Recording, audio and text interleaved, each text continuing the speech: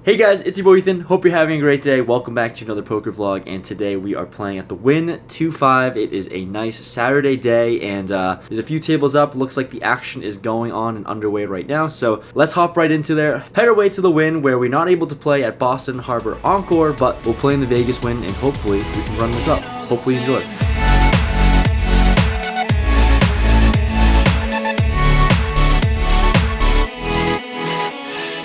We hop into the 2-5 here at the Wynn, which is a $1,500 max, and we actually see a friendly face at our table here with Marley. We played together at the Solve for Why Poker Out Loud session, and she makes some really funny skits on YouTube and Twitter, so definitely check out her content and give her a follow. Alright, starting off hot, we've got a premium with Ace King of Hearts in middle position. I open it up to $20, we get the player to my left to call, and the button calls. 3 ways to a flop, which comes Ace, Queen, Deuce, 2 diamonds. Great flop and a great way to start off our session. I bet $40 here, and the button makes the call, playing with about 500 behind. The turn comes the 8 of clubs, another really great card, essentially a brick on this board. Trying to get value from Ace X or some sort of draw, I throw out $100 as a bet. Sadly, he folds here, but obviously a great start to the session. Next hand in the cutoff with Queen Jack of Spades, I open things up to $20. Button folds. Now Marley in the small blind decides to 3-bet us to 90. Big blind folds, and here obviously never folding in position, and there's no real merit to 4-bet this, although we are playing fairly deep. I make the call here, facing a larger 3-bet, knowing she's probably going to be 3-betting fairly wide against me. Flop comes 10, 4, 4, 2 diamonds, and a spade. Overall, I think this flop really sucks for us, as the 3-better certainly has the range advantage, but also expecting her to c-bet 100% of range. She does throw out a c-bet of $65, and now I think floating is actually fine here, since I do think she's going to c-bet here every single time on this board texture. We do have some backdoor draws to improve on, and 2 overcards. I float and call. The turn is the 8 of diamonds. It's certainly one of those good turns that we improve to with a gutter. She checks now out of position, and now definitely going to have to start betting, repping a strong hand, and start bluffing here. I size up to $155. She folds, and she's happy at least. She gets to make the vlog. Next, we've got Ace Queen off under the gun, playing 8-handed. I open it up to $20, and yep. Welcome to the Wynn, because we get the button, small blind, and big blind to call. 4 ways to a flop. Flop is Ace 10-5 rainbow. Once again, another really great flop, Ace high. Action checks to me, certainly putting in a c-bet 4 ways. I size to $55. We get some players to call on the button and small blind. Now 3 ways to a turn, which is the 9 of hearts. Brings in 2 hearts on the board, and the small blind checks. Definitely more connected now, but I think we have to bet for value. I size up to $115. When the button snap calls here, the small blind gets out of the way and folds. So now we're going to a river. Not sure what this snap call means, but the river is in 8. Really gross board now. He checks to us, and he has only about $230 in his stack. At first, I think about it, and I really just want to snap check this back given 1 pair and a pretty good kicker, I guess. But I think this player would probably lead out here if he improved to 2 pair, especially considering how short his stack is. So now I am trying to go for absolute thin value and target hands like Ace Jack, Ace 7, Ace 4, 1 pair ace holdings pretty much. So I put out $80 as a bet. He snaps off this $80. I show my hand, and he's got Ace Jack. So really nice to outkick him on this one. Went for really, really, really thin value, and I guess we make an extra $80 in this hand here.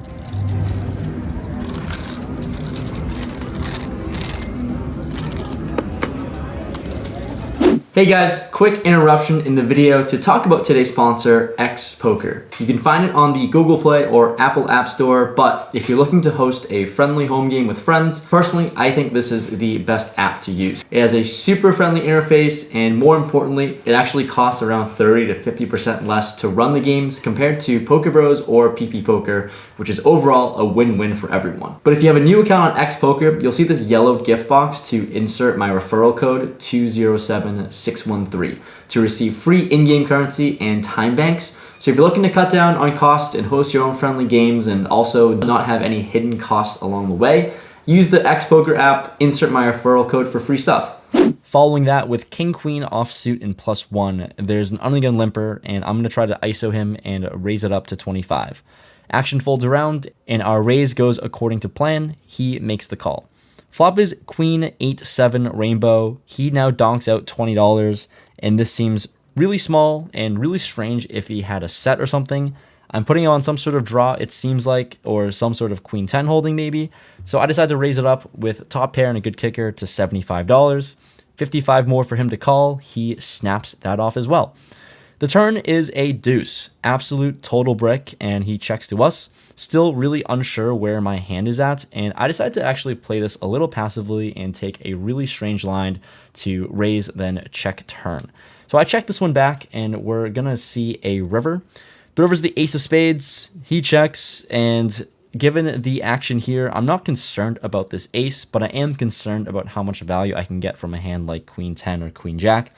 I bet really small. I sized to $65, but sadly, he's going to snap fold this one, so I assume he had to draw. We probably missed a decent amount of value on the turn here, and I guess we're going to have to live and learn from this one. We've got a doozy of a hand incoming. In the small blind with jack 10 of clubs, action folds to the button who opens it up to 20. Here, easy spot to 3-bet out of position. I size up to 80. Big blind gets out of the way, and the button calls. Going to a flop, which comes queen 9-9, 2 clubs in the spade, monster flop with the open-ended straight flush draw. Only bad thing about it is that it's a paired board. Anyways, we c-bet $75 on a monster flop, and he decides on a call. Hoping to improve, turn is the 6 of spades. This is pretty much one of the worst turn cards we could ask for. Not only did we not improve, but some of our straight draw outs might be compromised from spade draws. So with that said, I decided to just check here with only 1 card to come and out of position. Now he throws out a bet of $200. Initial thoughts here, I think that this bet sizing is a little too big for us for a draw like ours. He has about $1,200 in his stack, and I think we might have to maximize fold equity here, given how big he did bet. So yeah, I put in a check raise, trying to fold out all of his holdings, and I raise it up to $800. He thinks for a while here, and I'm honestly just hoping for a fold or jam just to make my life easy. I've obviously shown that I'm very committed to this pot here, but after thinking for a while, he decides on a call. So he's got $400 behind. I'm only sitting with jack high right now. Let's try to improve. The river is the king of spades. The backdoor spade draw gets there, but obviously so does our straight. With only $400 left, with all the money in the middle, easy decision to rip it all in. I jam, and he looks like he's not going anywhere. He agonizes thinking that I might have a full house, so him thinking about that possibility is definitely not good for our straight. Anyways, he does make the call. I show my hand and table it, and he shows us the bad news of queen deuce of spades for the flush, flop top pair, runner runner flush, and that's a little bit of a cooler here, honestly. In this next spot with ace 3 of hearts and +1, I open this up to $20. Marley decides on a call in the cutoff, and we're just going to play this one heads up. Flop is 6-7, 3-2 clubs with bottom pair on a very connected board. This board texture that certainly favors her more than me as the +1 opener. Anyways, there's merit to checking or protecting bottom pair in this spot. I decided on a protection bet of $15. Super small sizing, she makes the call. The turn is the 9 of hearts. Like I said, this board texture is just total garbage for our range and specific hands. I decided to check on this one, and she now throws out a bet of $55. Can't say that calling here seems profitable, so I decide to let this one go. Seems like we can't get on a roll, keep losing a lot of hands. In this next spot, queen jack of spades and +1 playing 6-handed. Player to my right limps. I raise it up to $25, and well, we get 3 players to make the call now as people are starting to catch on. I am just giving away money at this point. Anyways, 4 ways to a flop, which comes ace 5 7 2 spades. Ace high boards are pretty good for me. So does 2 spades out there as well, drawing to the second nuts. I see bet $65. Everyone else folds, so we take this one down. Can't lose every single pot, you know? Alrighty, this time, pocket aces, under the gun. We certainly can't lose this one, right? We're playing 5-handed, and I opened this up to $20. We only get the blinds to call, small blind and big blind. Flop comes Jack 8-9 2 hearts. This is pretty much as brutal and as wet of a board as you can ask for sitting with aces. But the blinds do check to me, and they both only have about $200 in their stack. And I'm not really trying to make my life difficult and play different runouts, so I decided to overbet this pot to $100, trying to commit stacks here. It's like, if they have me beat, whatever. If they have really good equity against me, whatever. But the small blind folds quickly, the big blind thinks for a while and folds as well, so we'll take down these small pots, I guess. In this next hand, we've got ace-4 of spades in the big blind playing six-handed. We get the hijack to open to 15, the cutoff makes the call, the button makes the call, and now onto me. I think this is just a mandatory, very easy 3-bet spot with ace-4 suited against the hijack opening range and then all these multiple players here. Very incentivized to try to take the pot down pre-flop, but I size up to $85 with my 3 bets. Hijack folds, cutoff folds, and only the button makes the call, which is really interesting. Not really sure what a double flatting range is like, but we're going to be able to navigate this flop easily when it comes 8-7 deuce all spades. So sick, flopping the nuts, and now first to act. We're out of position. Yeah, we just have the nuts, which is nice. I see bet $55. It's just a really small bet, and honestly not sure what can call, but he takes a pile of chips and looks like he's raising, but ends up making the call. Let's go to a turn, which is the 8 of diamonds. There are absolutely 0 8s in my range, obviously, as a 3-better. And I don't think there are too many in his either.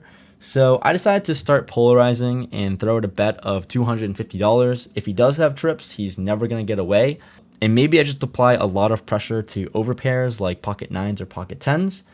Anyways, with this massive overbet, sadly he folds. So I guess we got a little too greedy here and don't make any more money.